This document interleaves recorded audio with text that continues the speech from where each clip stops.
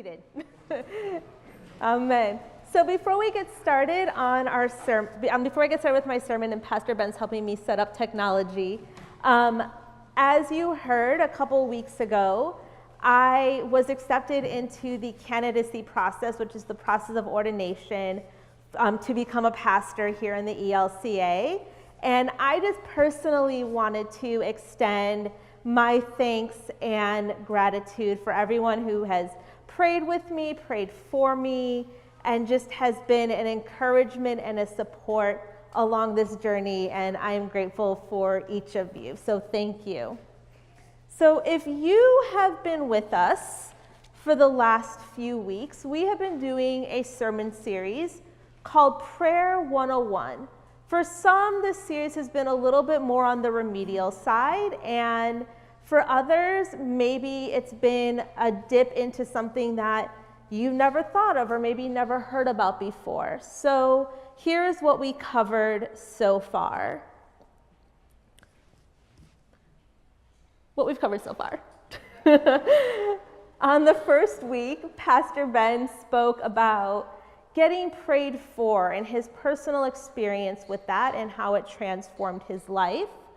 On the second week, we talked about cultivating a daily prayer life and the importance of getting into a rhythm with that. And then last week, we talked about making our requests known to God.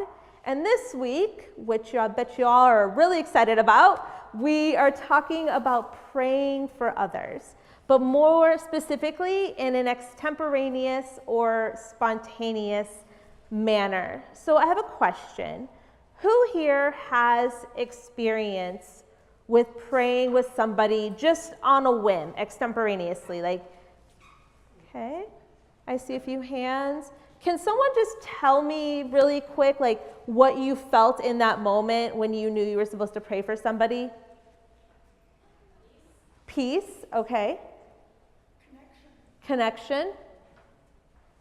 Anybody? Sharing. Hopefulness. Anxiety, okay. Okay, that's real. All right, so what are some barriers to, what are the barriers that you feel when I say the word spontaneous prayer or praying for someone? What thoughts come to your mind? Pastor Ben? Do they actually want me to pray for them? Do they actually want me to pray for them? Okay. Rachel? The right kind of words. Karen? Praying for the right thing. Anybody else? All right. So, like many of you, growing up in a Jewish background, it did not lend to a space where spontaneous or extemporaneous prayer was a regular practice. The prayers that were prayed were very structured in their form, and you wouldn't even think about praying for the person on the street. That was just, no, you just didn't do that. Even when I first started going to church in 2002, I thought that praying with somebody was the job of a pastor or a minister, someone with a title before their name, if you will. Now, in 2007, I was living in Israel for the first time. I lived there for about 18 months. And one night after Sunday evening church, some friends decided that we were going to pray for people. And I thought, okay, I could pray for people in the sanctuary or just talk to them in conversation. No, my friends wanted to go pray for people on the streets. I had my thoughts about this, and they were thoughts of anxiety, as was mentioned. I felt that I would be pre-rejected, and I also thought, what would others think? The passerbyers, the people just walking by, what would they think? But I saw my friends with such a boldness going up to people talking with them, and simply blessing their lives with a prayer. By this point, it was easy for me to pray with people in church. But a random stranger, let alone a random stranger who I might have a language barrier with, no thanks. Paul tells us that in 2 Corinthians chapter 8, that if the eagerness is there, if the willingness is there, that the gift is acceptable according to what one has. So God isn't looking for us to have the perfect words or the most eloquent of speech or something formulated. God is looking for a willing heart, and God will give you the words in that moment.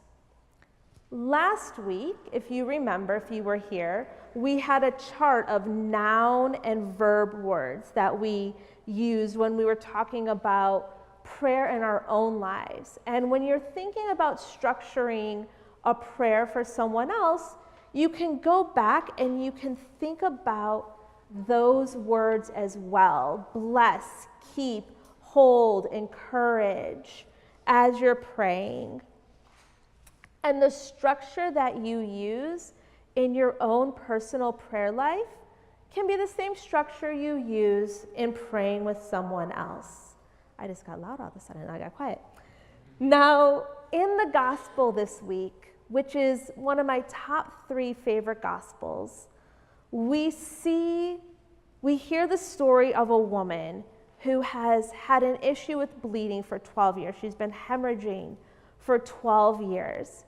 And she goes and she pushes through that crowd, and she knows that if I just touch the hem of Jesus's cloak, I am going to be healed. Now, when you pray with somebody, you are helping that person encounter Jesus through the noise and crowdedness at their present situation. Now, you're probably thinking, Eliana, that's a big responsibility.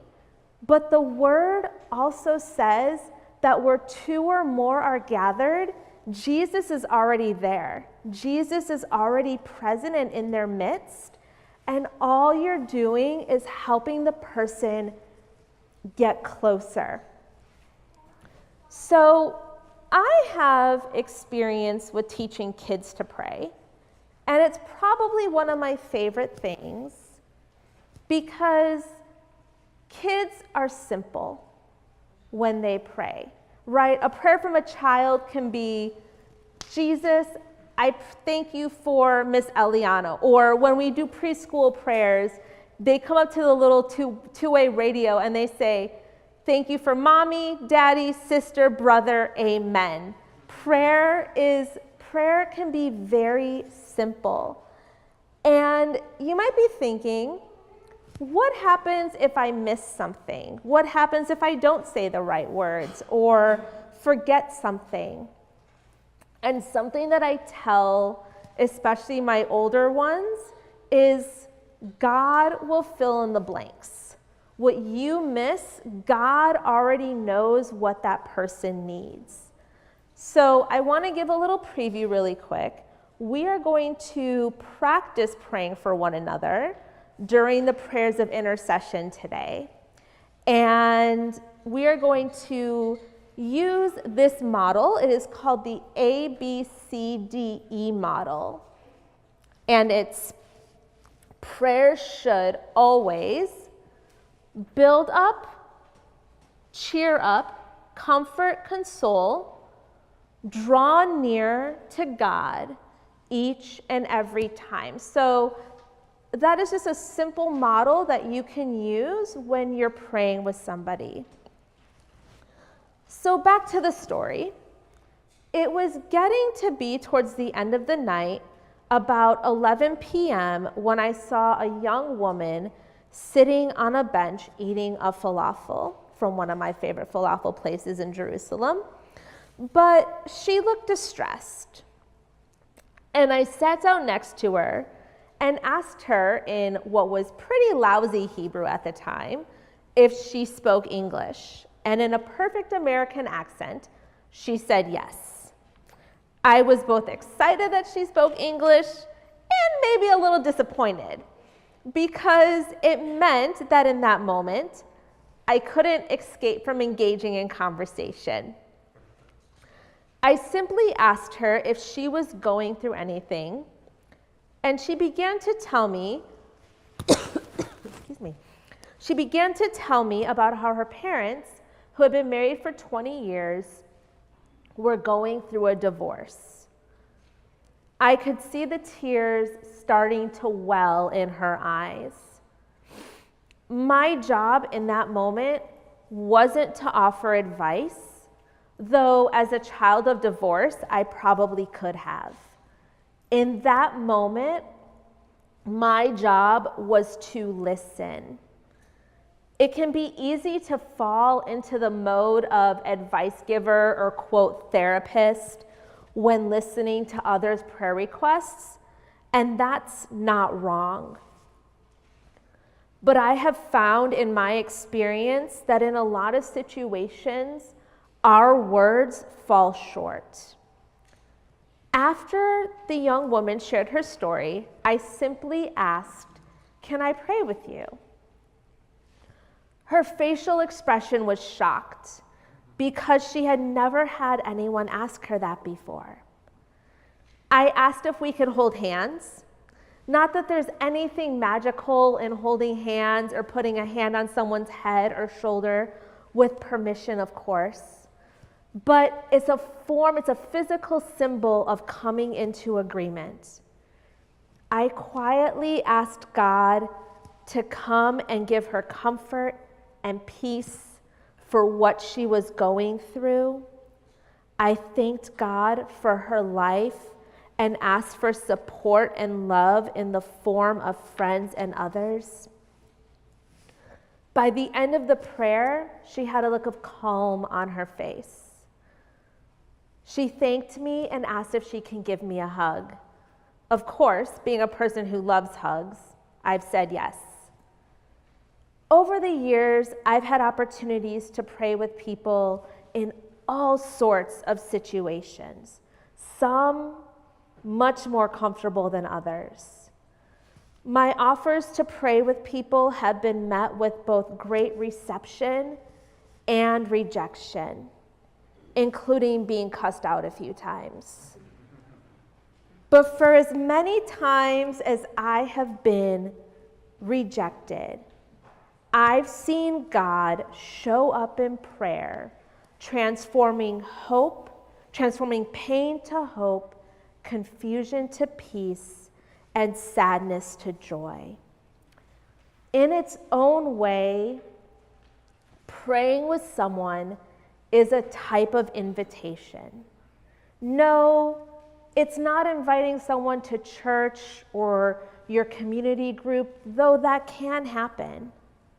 Prayer is an invitation to come alongside people, to help them shoulder their burdens and put them at the feet of the one who is always walking with us. Now, I want to share a little nugget as I get ready to close that was shared with me years ago.